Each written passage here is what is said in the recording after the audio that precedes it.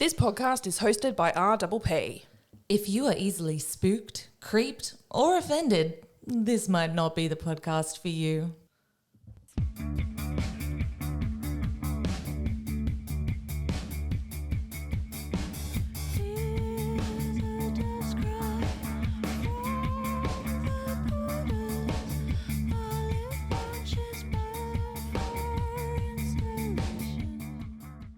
Welcome back. Welcome.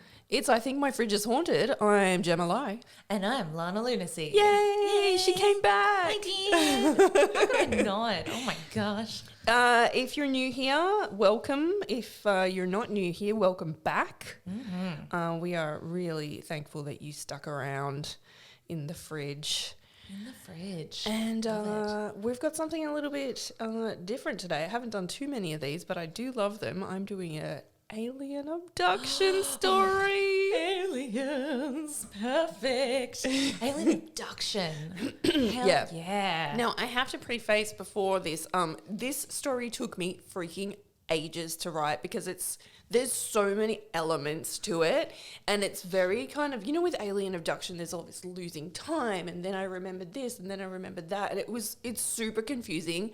So just bear with me. Absolutely. I'm here for the ride. I'm hoping that I tell the story and you just at least get the gist.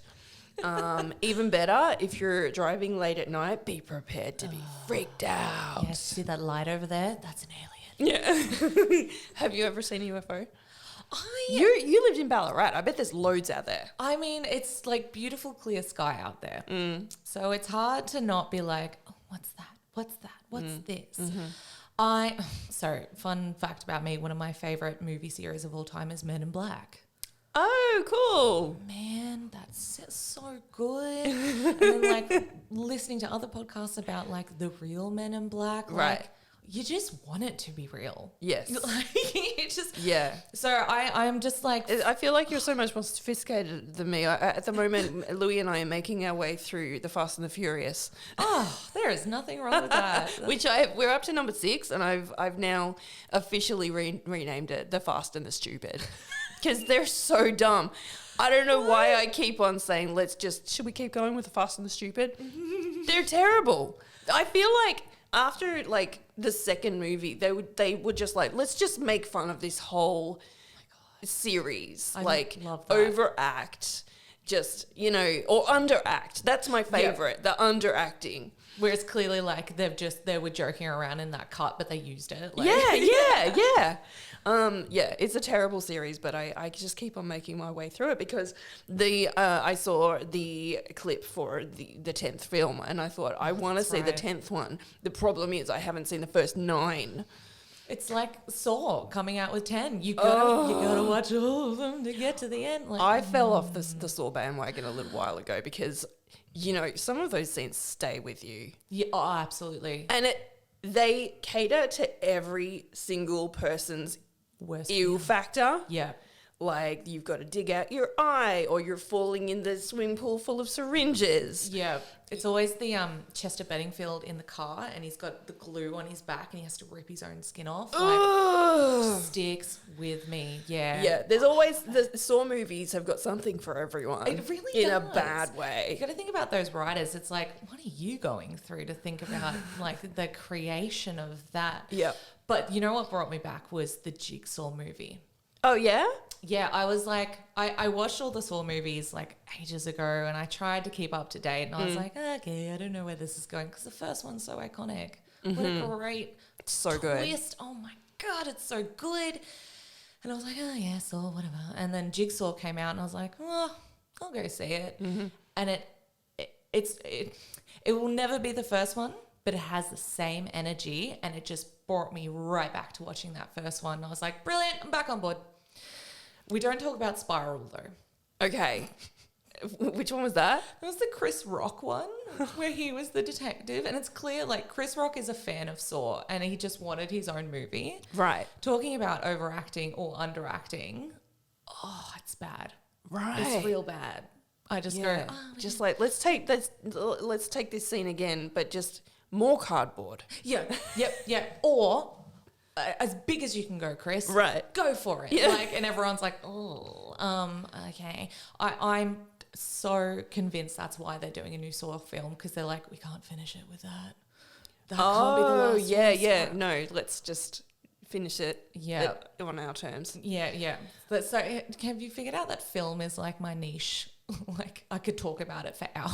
Well, it's just like, even like when we were recording the last episode and I was like, oh, it's Hoodwinked, and you were like, yes. Hoodwinked. Yeah. Love that movie. Love it. It's so funny. And you can't find it on any streaming platforms. I've looked. We have the DVD still. Lucky Phil. Lucky. I had a much younger sister, so I went through all the kids' movies with her, and that one was special. It's really funny. It's so stupid. It's awful. I love it. But yes, I mean, like, Men in Black, I feel like put me full stop. Like, there has to be something out there. I don't know if they've come here. I don't know if they've been or gone, or if they're on their way. Talking about the documents, the leaked American UFO things recently, like alien. But like, the universe is so big. How could there not be something? Honestly, but one of my favorite movies of life is flipping War of the Worlds. Yeah. I love it. I love the old, like, radio version. I love the old music. I love the Tom Cruise version. I love the 50s version. That's awesome. I just it's so great. It's terrifying. Yeah. It's just so terrifying. And I can understand in so many different versions of it. It's never not terrifying. That's love right. That. Yeah. No, we could come back to movies as many times as you want. Yeah. Side conversations, yes. Shall we do a fact from the freezer? Yes, please. Facts from the freezer. Facts from the freezer. You want to go first? Yes, okay. And now I just need people to forgive me if any facts are repeated. I tried to get through as many as I could in That's why we seasons. need. So Chris is not here today to supervise, unfortunately. So it's highly possible, because usually if we do double up on a fact, she usually puts her hand up and says, no. We've already done that. We've already done that one. She has a list. Love so just so you know, we are unsupervised. Luckily, it's not a full moon. Unsupervised. I love that. Okay, my fact is about ducklings. Yay! Ducklings can engage in cannibalistic behaviors when they're bored. Well, that took a dark turn. You're like, oh, little duck, excuse me, cannibals? What? Wow. What? Oh, like baby bearded dragons. They're like, I'm going to eat your foot. Yep, why not? I'm bored. Really? Absolutely. So cannibalism can begin in ducks of any age, but ducklings over 4 weeks old are more prone to develop this vice. The underlying reasons for birds turning to cannibalism are not known. I don't know if you've spoken to a bird lately, but they're not giving a lot of information out. I very regularly yell at the birds in my backyard. I have these mean minor birds that pick on, like, the native birds. I want to get a super soaker because, like, I literally go out there and just yell at them like a psycho. Yeah. I see you! You go get out of my tree! Yeah, well, if they're picking on the other birds, that's not cool. Can't have that. It's not cool at all. So, not known why birds turn to cannibalism, but it is associated with boredom and is aggravated by overcrowding.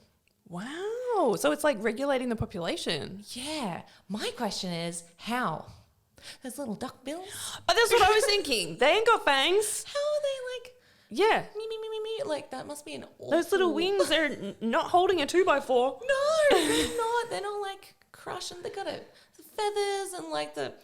I don't know whether it's like the duckling's already dead or something like that, but if it's overcrowding, that means they're alive and like... Right, and they're taking care of it. And they're born with these tendencies, like birds are evil. Wow, it's always the quiet ones. It's always the cute ones, the unsuspecting ones. So there you go. If you see a duckling, you'll be like...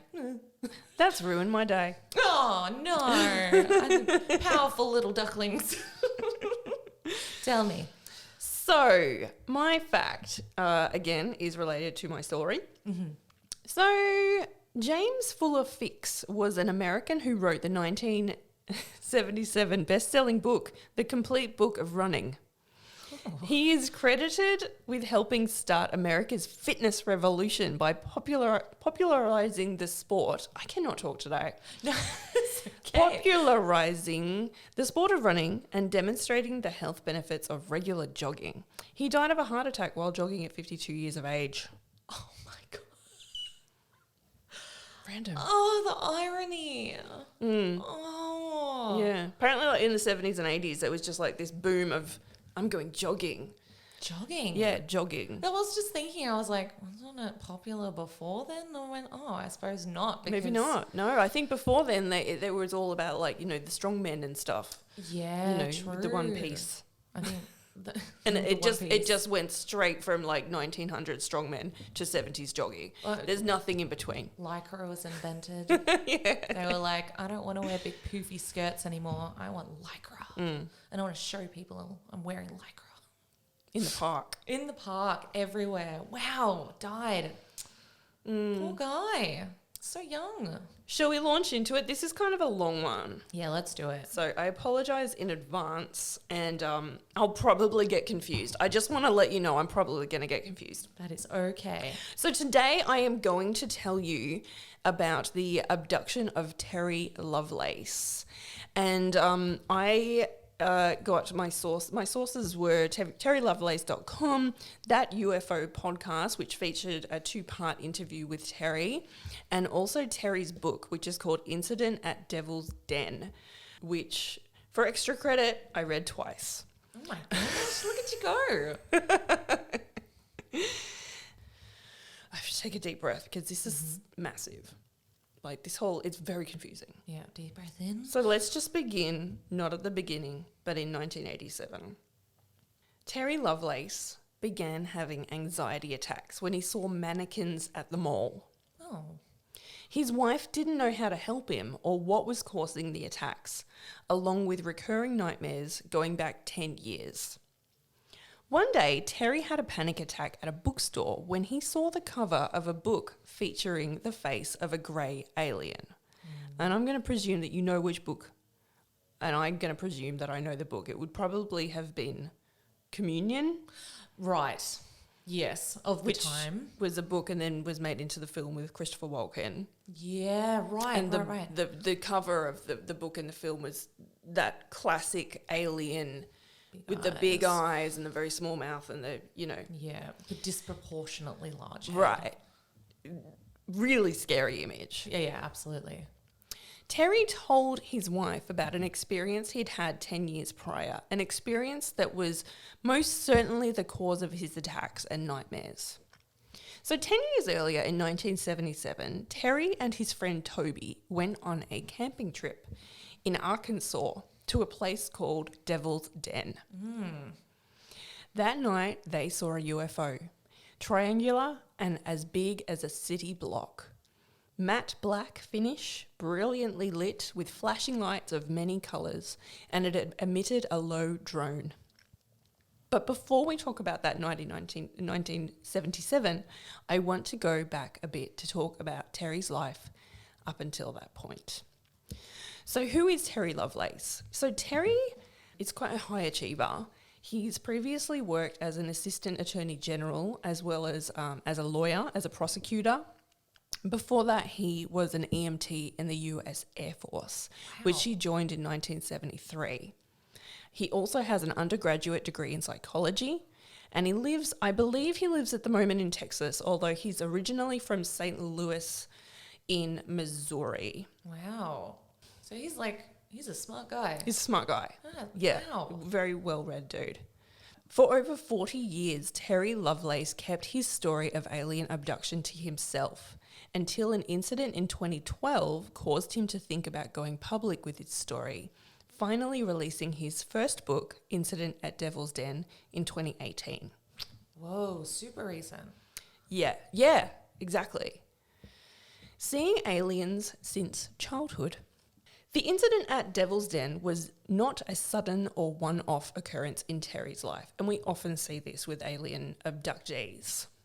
As a child, he remembered feeling like his room was being intruded upon by strange beings as he was trying to sleep. They spoke to him telepathically that they wanted him to come play with them, and they presented themselves as sweet little monkeys. Monkeys. Like cute and personable and sweet. Yeah. And at first he did think that they were, cute and sweet. But when he protested against going with them, they became angry and he screamed for his parents, who presumed that he was suffering recurring night terrors. He also remembered seeing on 2 occasions flying saucers, including a large, flat, shiny silver flying spacecraft later in childhood that he couldn't explain. So he saw a UFO at age 9 and also at age 11. Wow. This flying spacecraft hovered above him as the hair on his arms stood on end, almost like there was like a magnetic reaction in the air or something like that. And it went from stationary to the speed of a bullet in just a second. Whoa, and like not small UFOs, like little lights in the sky. These are sitting. No, they're visiting him. Like they're actually very obvious. Yeah. So Terry's parents sent him to a doctor who examined him and asked him about his experiences, but the doctor did not believe his story and recommended he stop watching science fiction cartoons. Of course. Which at that time, would have been the 50s. There were late night science fiction theatre type TV shows. Radio plays. I don't know if that science fiction theatre is an actual show or if it's just in Back to the Future. Science Theatre 3000 or something like that. Something like that. Yeah, I can see that. So after the panic attacks at the mall, Terry's wife encouraged him to see a therapist to aid him with his anxiety and nightmares.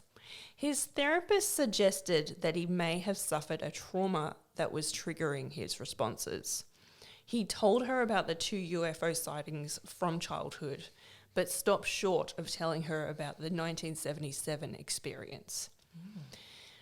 Now, this doctor, he was not in the book. He was not very receptive to her. He didn't really want to be there. He didn't want to talk about these things. But she actually recommended to Terry, she said, you don't have to talk to me, but I do recommend that you see a colleague of mine who's a clinical psychologist, and they have experience with people that have seen UFOs.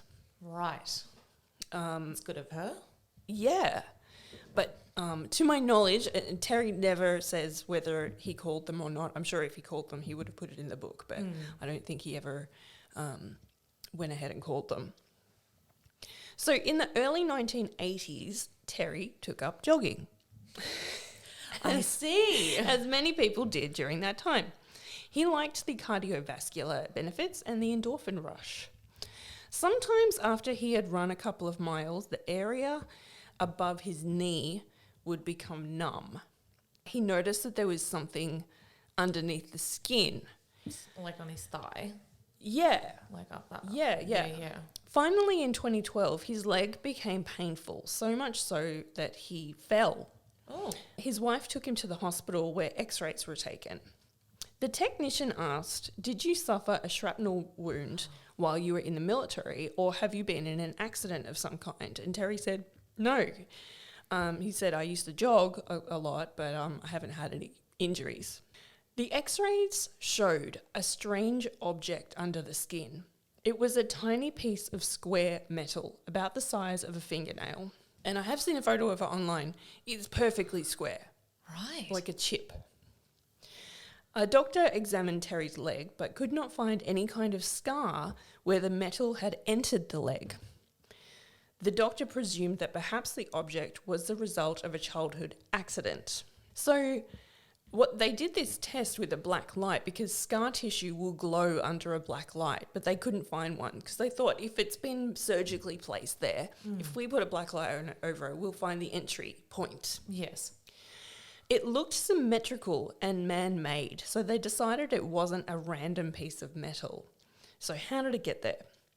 Terry checked with his sisters to see if he had been in any accidents as a child, but he hadn't. He did not like knowing that there was a foreign object inside his body and not knowing where it came from. Yeah, understandably. Oddly, after checking his medical records, the incident was described as an abnormal knee and did not mention the metallic object. Okay. What does that mean? What does that mean? Why? He asked several doctors to remove it, but they decided that it wasn't a necessary surgery, so that the risks outweighed the benefits of removing it. Right, yeah, I see. So he's kind of stuck with it. Oh, He went online and looked up possible reasons it could be there, and he kept on finding articles referring to alien microchips, and a few other alternatives presented themselves. It was the final straw. So Terry believes the microchip was implanted just above his knee decades earlier. Yeah. Soon after, the nightmares resumed well into the next couple of years. His dreams seemed to be chronological, as if they were memories. However, he never had a full chronological memory of the entire experience, only isolated scenes. And we see this a lot with alien abductees. Yeah. And it all began with a strange sighting he had while at work. While Terry was working as an EMT in the 1970s, he works with a guy called Toby, who is originally from Detroit, Michigan. They both have wives and families and live in houses located on the Whiteman Air Force Base, which is a strategic air command base and was armed at the time with nuclear weapons. They work together as EMTs and their families become close, even having dinner or a barbecue at each other's houses on a weekly basis. And at this time, Terry and Toby, they're young. They're like 21, 22. Yeah. And it's, I guess at that time, you were probably, set up, you had a house and you were married and you had kids by that time. And yeah. I was going to say, I'm like 21 to be an EMT. That's quite young, but then you think about the time in general. And Yeah. like, oh. And also the reason why he joined the military was because there was educational benefits. Yes. Like you could go to college being in the military and things like that, and he wanted to study more. Yes. So he didn't necessarily get into it to serve his country, but he more wanted the benefits, and he freely admits this in his book. Oh, like, I mean, if it works, it works. Yeah. Like, I'm sure it worked both ways. Exactly. As long as he, carried out the job. Yeah, that's it. On a very cold night at 2 a.m., Toby and Terry they're at work, they're playing cards. So they used to do like an 11 p.m. to 7 a.m. shift together. Yes. So they're playing cards when they get called out to an incident and they get into the ambulance. They were being dispatched to treat and transport a technician who had fallen while working routine maintenance on a missile. So, routine maintenance and missile usually don't go together, but Yeah. to each their own. So when they're on the way to, so these missiles are kept in these silos. So they're driving through the base towards this silo and they see about 12 emergency vehicles with the lights on as they were about 5 minutes away from their destination. And they're like, ooh, what's going on? Because normally 2 o'clock in the morning on the base is extremely quiet. Yeah, you want to hope so. There's no one around. Yeah. Further on, there was a roadblock. They were let through and were on scene soon after.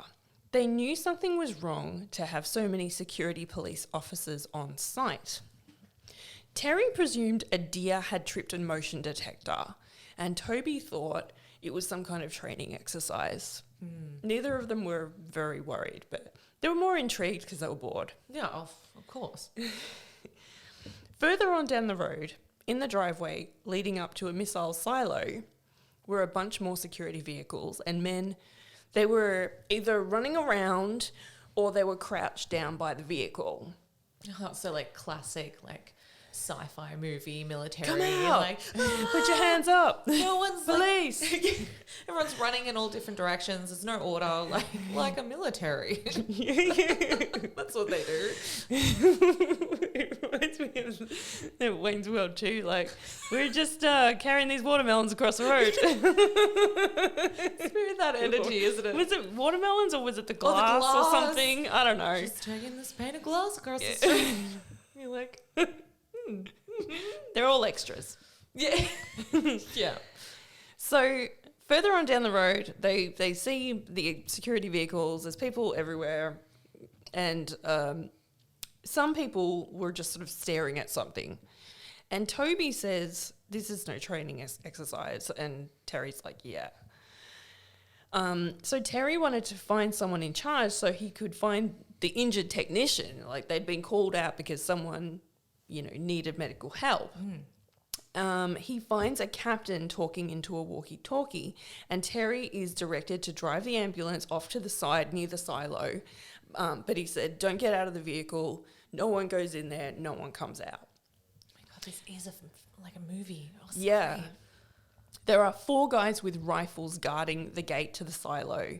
Even though the captain tells them to stay in the ambulance, Toby, well, he's very curious and he decides to sneak out to see what's going on.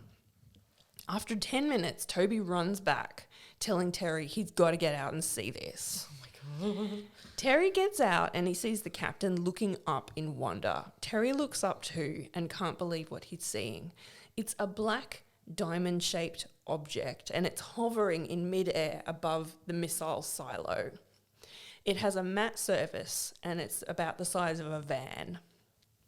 There were no engines or propellers. No one knows what they're looking at, and it suddenly just takes off, and it's out of sight in less than like a second. Oh my God. It's just like, imagine that. Imagine seeing that, especially at that time. Pretty cool. Pretty cool. So after this, the men, like whether they're captains or whether they're EMTs or whether they're security guards, they're all extremely excited and confused. And there's kind of just chaos. Like, everyone's like, "Did you see that? Did you see that?" And after they finally tend to this technician that had fallen in. He'd broken his ankle. And they're told to stay off the radio in the ambulance. And they're also told to write, quotation marks, "a clean report." Their commanding officer asked them to limit their report to the patient only. And when he checked their reports, he blacked out the times mentioned and made copies of them.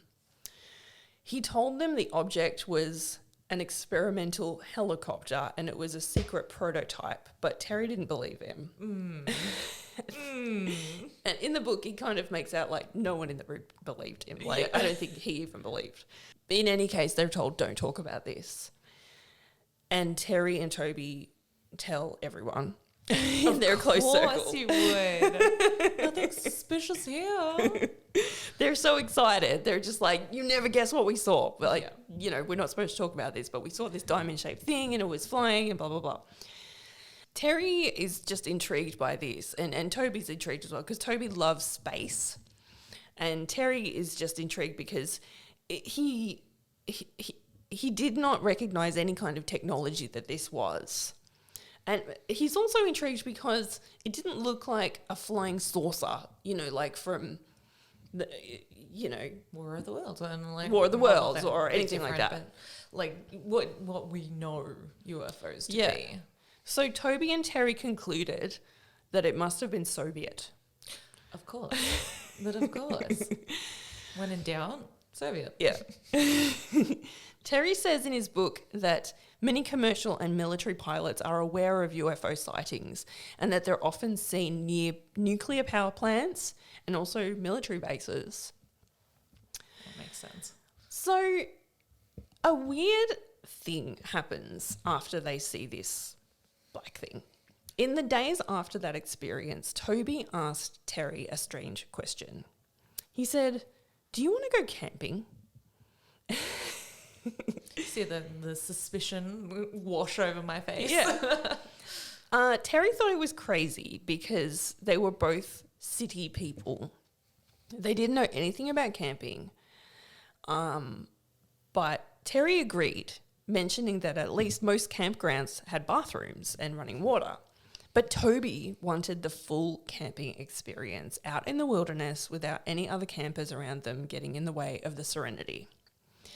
Toby was really into space, and he wanted to go to a place that was remote enough that he could see the stars really clearly, and where Terry, who was an amateur photographer, could take some photos of wildlife and the landscape, that type of thing. A likely story. Yeah. Terry liked this idea, and Toby said he'd heard about a great spot called Devil's Den State Park in northwest Arkansas, which was just a few hours. Is it south or north? I did look at the map. I think it's south. Where are they? So they're in Missouri, and Arkansas, I believe, is... I thought Arkansas was above Missouri. I'm scared to say.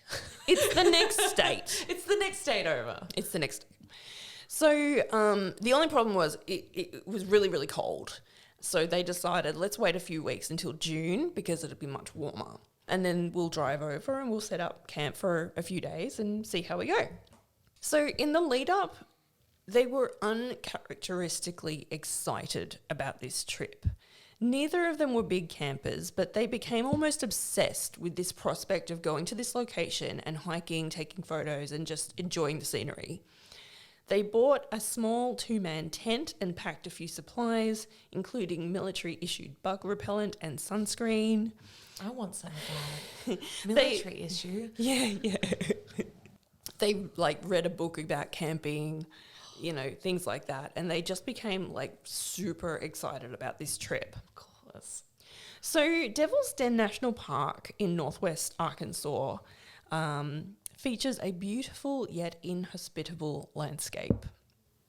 A stagecoach line ran through it from 1857 to 1861 from St. Louis and Memphis to California. Battles were fought there in the Civil War. There is also a history of missing people at Devil's Den, and there is a feeling that's reported of being watched while you're on the trails. So have you ever heard of Missing 411? Missing 411. It's not that map, is it, of America?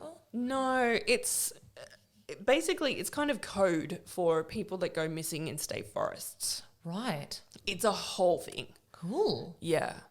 Which I will cover at some point. Oh, of course. It's on my list, but there's so many books and documentaries about it. I've got to do the research. Yeah, you could be searching for hours. Yeah. Days. Weeks. Yeah.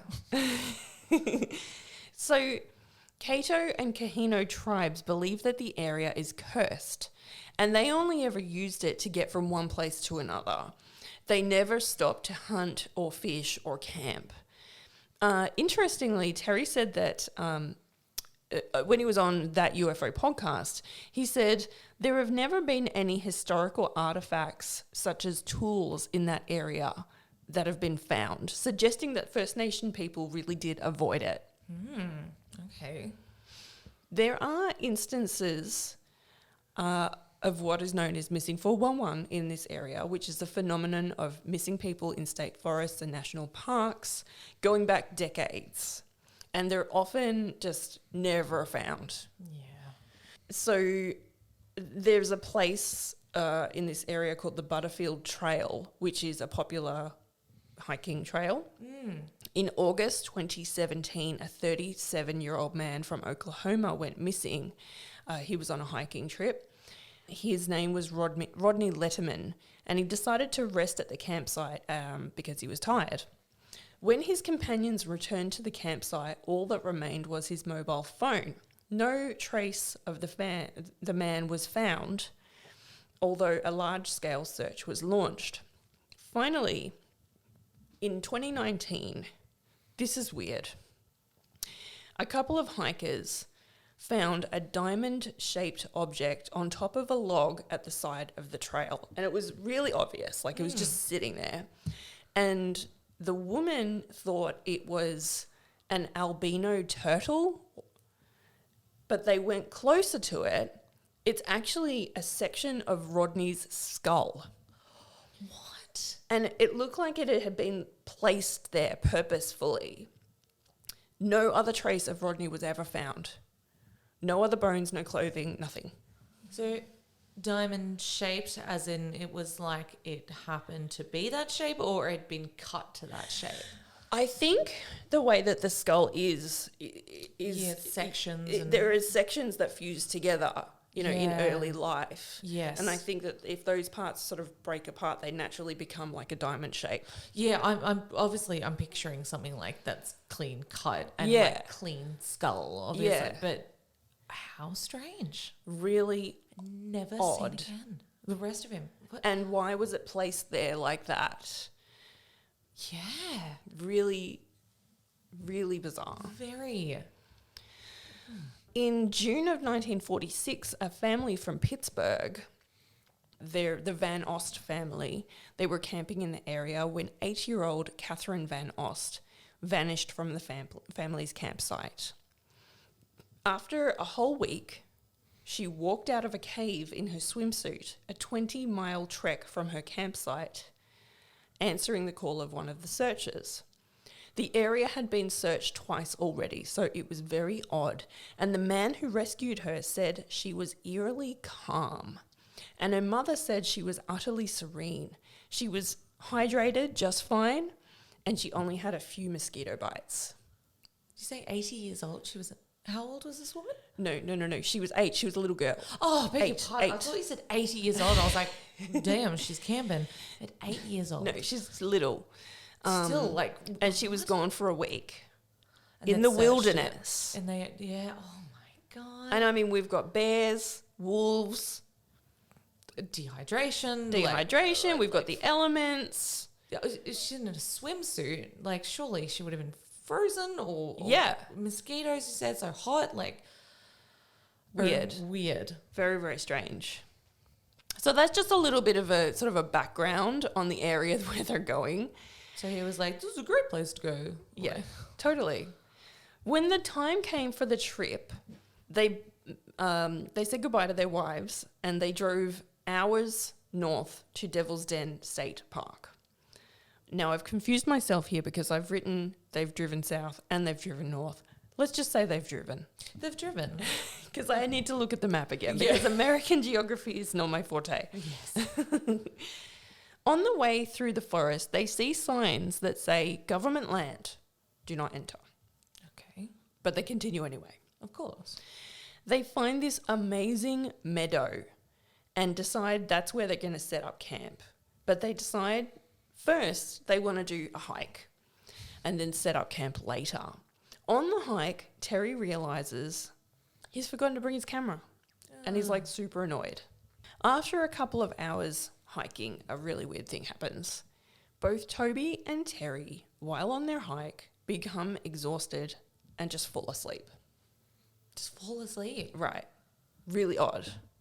When they wake up, it's hours later and they're starting to panic because they haven't set up their campsite yet. And they just thought, we've driven a long way, we hiked, we were really tired, we just both fell asleep. Mm-hmm. I think it's a bit weird. Yeah. Later, they're sitting around their campfire next to the small tent that they've managed to set up and they've had some dinner, they're having a great time, when suddenly the forest just goes silent. That's not what you want. No. No bugs, no birds, no frogs, no wind through the trees. Nothing. They look up and above the trees on the horizon, they see 3 lights in a triangle shape. It turns around as if the triangle of lights... Well, first, it turns out as if it's on an axis. So the triangle remains perfect. Right. Like that. Spinning. And then it turns towards them. Okay, so flat. Like flat. Yes. Yes.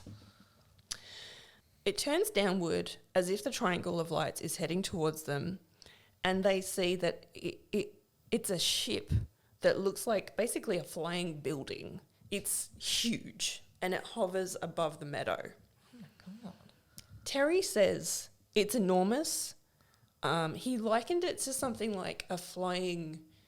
He said something like a hospital or a clinic or something like that. It was just like huge.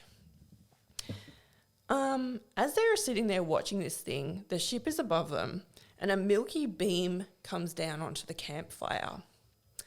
Then a red laser starts like scanning them. Oh my God. I'm just like so shocked by that. My face is going crazy. I don't sound like him. Gemma can see my face like, what? Huh? This laser is like scanning them, and also like it scans their chests, and then it goes to their belongings one by one. It goes to, like, it's looking at things like tent, backpack, campfire, person, another person, plate. Yeah. Especially with two guys who are in the military, you do not want to see a red light scanning. No. Yeah, You don't want exactly. that. So they're watching, they're like, what is going on? The ship leaves soon after, and the men can't believe what they've seen. But again, they become just extremely tired. They manage to just stagger back to the tent, and they fall straight asleep on their air mattresses. Soon after, this is where it starts to get a bit confusing, because the time starts to jump back, forth. Yeah. Terry wakes up soon after, and the tent is surrounded by yellow lights, and they're pulsating, but they're not pulsating like evenly. They're like at really odd intervals, if that makes any sense, like fast, slow, fast, slow. It's just like it doesn't have like a steady rhythm to it. There's no pattern. Right. Yeah. He knows it's just before dawn, and Terry asks Toby what's going on, and Toby is scared out of his mind and he's crying. Oh, of course. Terry looks outside the tent like he's peeping, and he sees small beings walking in groups of 2 and 3 around the meadow and around the trees surrounding. Before he knows it, they're back in their car, abandoning all their belongings, and they're fleeing in fright. Oh my God. So Terry is driving, but he has terrible direction. So Toby manages to direct them to the main road before falling asleep in a fetal position. The sun is burning Terry's eyes, and he feels incredibly thirsty. He also has a fever. They both feel just really, really sick. And their skin, it's like they've got sunburn. And Toby's eyes are so swollen that they're swollen shut. Oh my God. They have injuries to their eyes that are similar to what you might get from like welding without a protective mask. So long exposure to very bright lights. Yeah. Toby sleeps most of the way. They stop at a gas station and they get drinks, and Terry goes to the bathroom and he sees marks all over his body as if he's got smallpox. He seemed to be sunburned all over, but the weird thing is there was no tan lines. Oh, so his whole body. His whole body, like even the soles of his feet. Ugh. He says in the book it's as if he was cooked on all sides like a rotisserie chicken. Oh. It's not funny, but it is. Yeah. Oh. Terry feels an odd sense of, this is really strange. He starts to feel a really odd sense of disregard for Toby. And they're best mates. Yeah. He starts to think to himself, because they're both so thirsty, he thinks, I could drink all the soda and leave none for Toby. Like they have this weird Apathy. Yeah. After a few hours of driving, an exhausted Terry finally drops Toby off home. Terry's wife is surprised to hear him come home so soon, and when she sees his burning skin, she takes him straight to hospital. And they test Terry for radiation sickness. They confiscate his clothing and his truck. Yeah, that's a good, assumption. Yeah. A major comes into his room, and even though Terry's eyes are photosensitive since the incident, this major turns on the light and he interrogates Terry. Damn. Yeah, he's that guy. Yeah. He asks him what they saw, where the camera film is, and why they went to government land. This guy ends up tailing Terry and watching his every move for weeks, maybe even months after this. So what happens next is that Terry's truck is delivered back to him after, a few days. And he says it's as clean as when he first bought it from the car yard. So it's been completely detailed. Whoa. Thanks, military.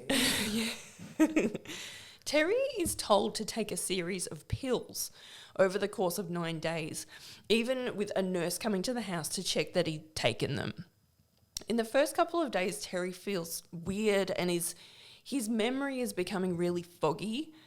So what he does is he flushes the pills like every day, the amount that he's supposed to have taken, and he tells her that he's taken them.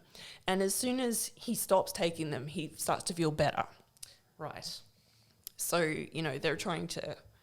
Red pill, blue pill, him. I was thinking more the flashing light that Men in Black have, but with a pill.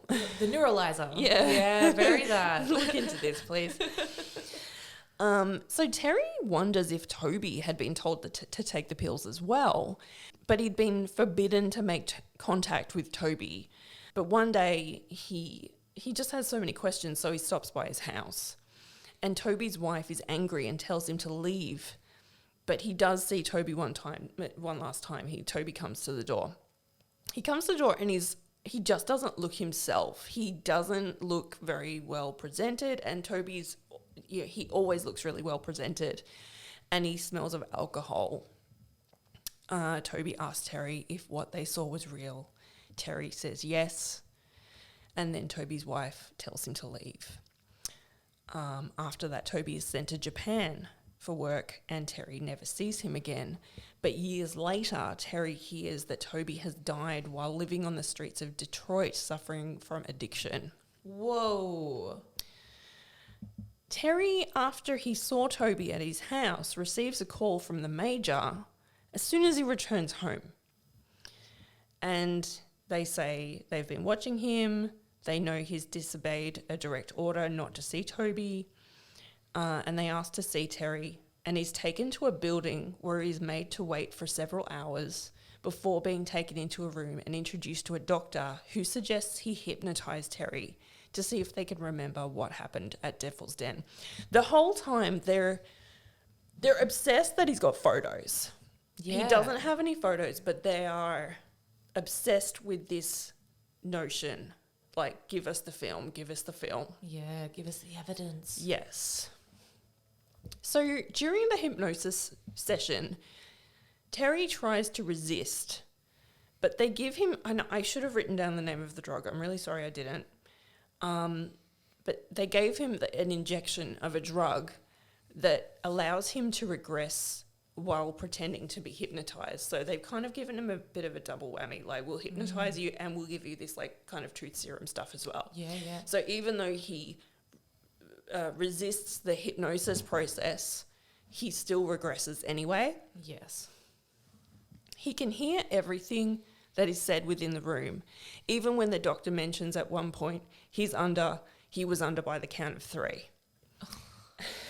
However, he was able at this point to remember many scenes from that night and what happened after they saw the 3 stars, the milky coloured beam, and the red laser. I like the edge of my seat. And then he remembers being inside the ship. It's even larger on the inside than what it appears to be on the outside. So we've got a bit of a TARDIS situation. Love a good TARDIS situation. And he can see lots of levels above them. Everything inside there is either white or silver or grey. And there are 3 small spacecrafts parked inside. He sees a lot of little grey aliens rushing around. Basically those, the aliens. Everyone knows what aliens looks like. Big eyes and little guys. 3 fingers. Maybe. I don't know. So he sees lots of little grey aliens rushing around, and they appear to be just very busy. There's a machine that looks like a golf cart transporting greys across the ship, although it glides because it has no wheels. At this point, Terry realises he's paralysed. He can only move his eyes. Oh, that's awful. He sees a tall grey alien about 6 feet tall. So the little ones are only about 3 to 4 feet. And there's this one alien that's 6 feet tall wearing a grey uniform. He seems to have authority over the smaller greys. And Terry gets the impression that the smaller greys, who are about 3 feet tall, aren't so much sentient as perhaps robotic. So it's almost like maybe they're brainwashed, maybe they are robots, who knows? Or maybe they're more like, you know, in the Dark Crystal when they have like the slaves, like they take their essence and they're just kind of like hypnotized slaves. Yeah, I was thinking like nerd alert, but like Halo where they've got the little grunts, like they're there for a purpose. That's like little worker bees. Yeah. So Terry and Toby, he can sort of see off the periphery that Toby is standing next to each other and they're both holding their clothes and boots. Terry can see lots of other humans who appear to be very upset and panicked. Like the golf carts without any wheels, the Greys seem to be able to wheel or float Terry and Toby away without them walking. So like a gurney style or just floating them? Yeah, like push them and they just sort of float to wherever they need to go. Pretty weird. Toby is first taken to another room where Terry can hear him screaming. Terry is taken into a room where he is placed on a table and examined by a large creature that looks like a praying mantis.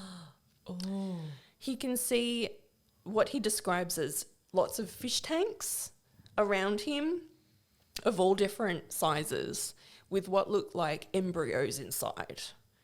And one, he fixates on this one that he says looks like a puppy, and he sees it opening its eyes in the tank. So it's almost like they're experimenting or they're growing things, living things in these tanks. Yeah, giving it a space to like a test tube.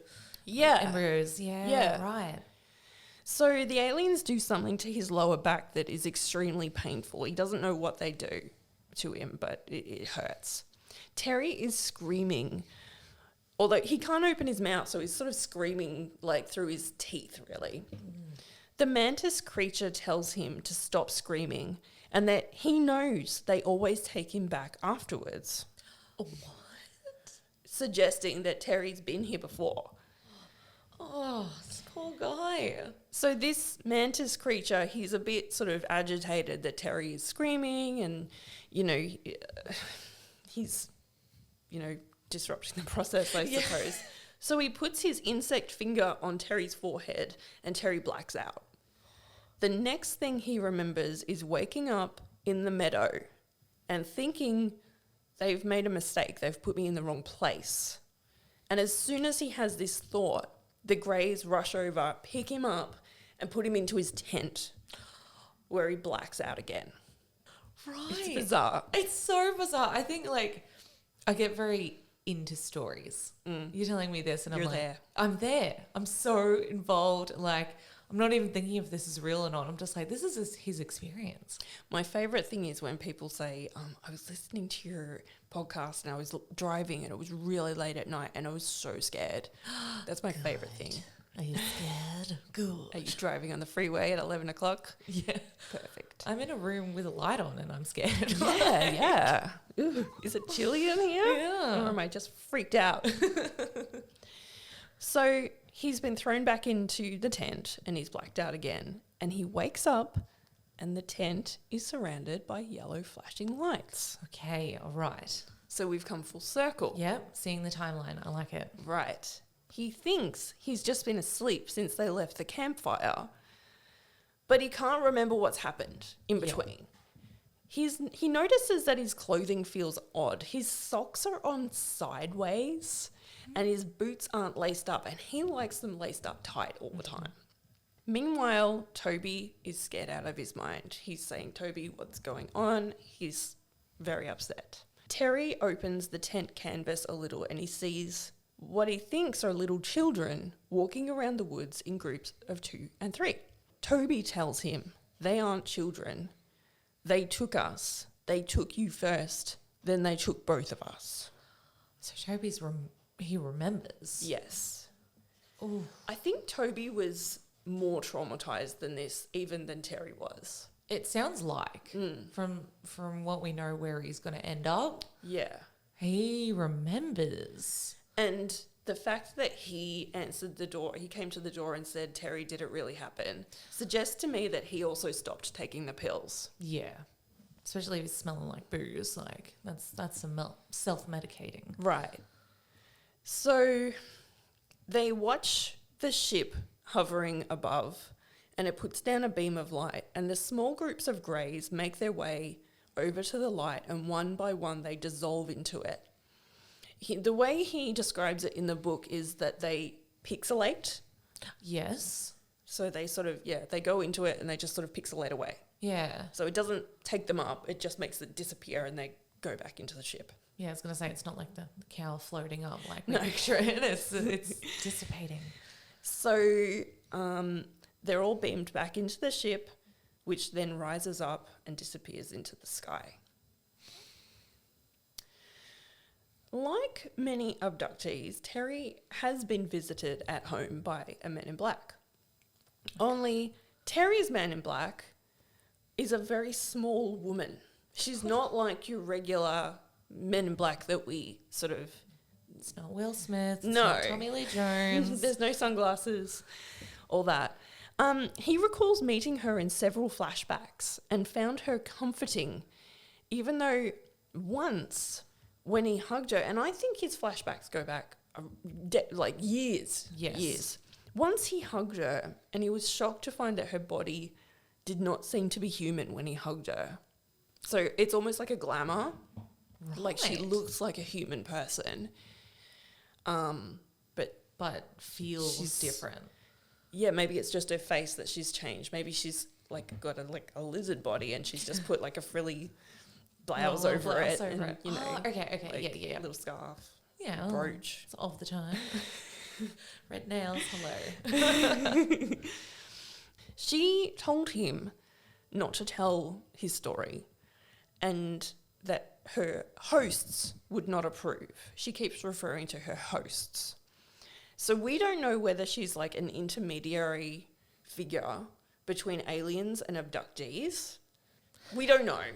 Is she affiliated with the government? Is she actually alien in origin? Is she a hybrid? Yeah. Is she a spokesperson? But she's sent to Terry to comfort him. Yeah. Yeah. But to make sure that he's not telling. Yes. Yeah. After the incident, the airbase didn't know what to do with Terry. They had him doing strange and meaningless jobs just to keep him busy and to keep him within their radar. Yeah. So there is this really weird part in the book where he's told to spray paint all these planks of wood, and then when he's finished, it takes him like days and days and days, and then when he's finished, they say, okay, sand them back. Come on, what's the goal? Why? So finally, he's just told, look, go back to school, get a new career. Just move on with your life. Just get out of here, would you? So he studied law and he started his own law practice. In the 90s, Terry had... Okay, so this is a whole part of the book that takes up like a whole chapter, but I'm really paraphrasing it. Mm-hmm. In the 90s, Terry had a blurry photo given to him by a prospective client who believed the aliens were flashing lights into her windows at night and she wanted to take legal action against them. As you do? Like, you know what? No. Although the object in the picture was just a blur, Terry often wondered if the woman who had been hospitalised within the following months after meeting him had in fact seen a UFO. He kept the photo in an envelope in his desk. Now, oddly, his office was broken into later that year, and the only thing he found missing was the photo. The photo, come on. And it actually took him like a year to realise it was taken. Well, yeah, I suppose if like you'd assume other things would have been taken. Yeah, Not so looking for that. The office was broken into. He checked everything. He looked in the drawer, but he didn't look in the envelope. Yeah. And then finally, like a year later, he thought, oh, I'm going to take another look at that photo. And that's when he realised it was gone. And he thought back when the office was broken into. Yeah. That must have been when it happened. So over the course of 40 years, Terry buried the memories of what happened at Devil's Den, although he was plagued by occasional nightmares. He documented all of his memories and dreams in a series of notebooks to help him deal with it. He also made sketches. On one morning, he even had an experience of missing time while taking a Sunday morning motorcycle ride. He lost a couple of hours and could not account for them. He likened this experience to the story of Betty and Barney Hill, who, have you heard of that case? Not off the top of my head. In 1961, they lost 3 hours while on a road trip in New Hampshire and later claimed to have been abducted by aliens. Right. I'll cover the story at some point. Yeah. It's a really famous alien case. For someone who loves aliens so much, I know so little. I'm surprised you don't know about that case. Yeah, I guts to know. I'll tell it to you. Please. So Terry has since written 2 books. So the first one was Incident at Devil's Den, and then he wrote another one called Devil's Den, The Reckoning, which is a follow-up. So The Reckoning features about 30 cases told to Terry by other abductees, compiled from thousands of cases sent to him. Wow.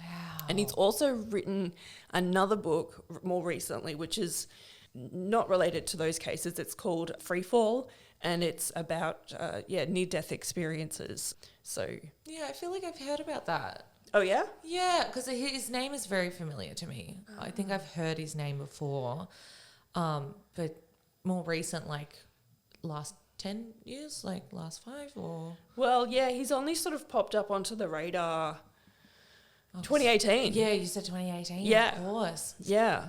I love that he's telling other people's stories as well. That's great. Yeah. So basically, he's just, since then, he's been compiling other people's experiences and he's just logging all of the details and all of the similarities and those types of things. So if you're after any of his books, you can get them on his website, terrylovelace.com. I've got his books on Audible. Oh, great. He reads his own books as well, narrates them. That's awesome. And that is Terry Lovelace's alien abductee story. Wow. One last thing though, he says there is a strange thing about the meadow at Devil's Den. If you find it on Google Maps, apparently you can see it on Google Maps, it's kept really tidy and mowed, Yes. even though it's like really remote. So someone gets paid to go into this remote meadow that no one's supposed to go to because there's signs saying don't go here, and keep it neatly mowed. And give it a garden. What's up with that? Why?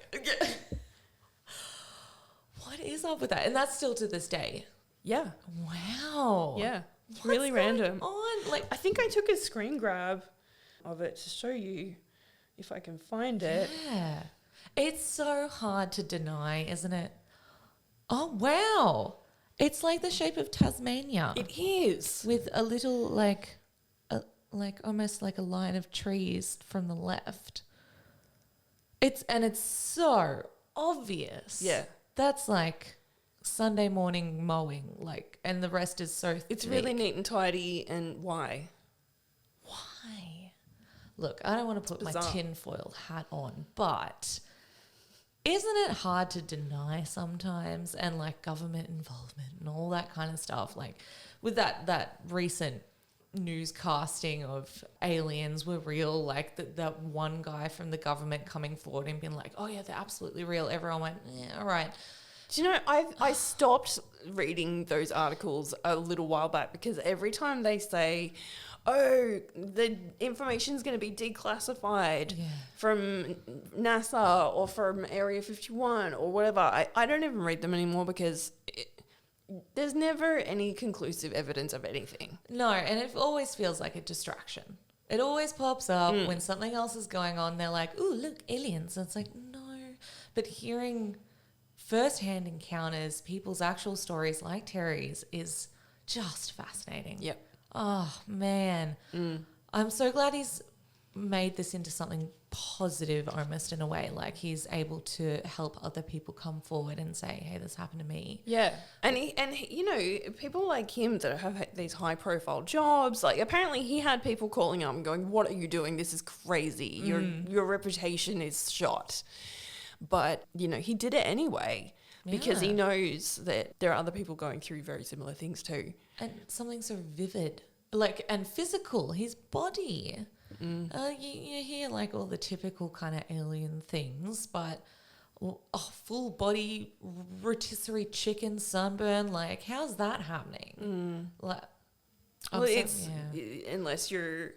unless you have contact with that much radiation, which I would presume that an alien spacecraft would have.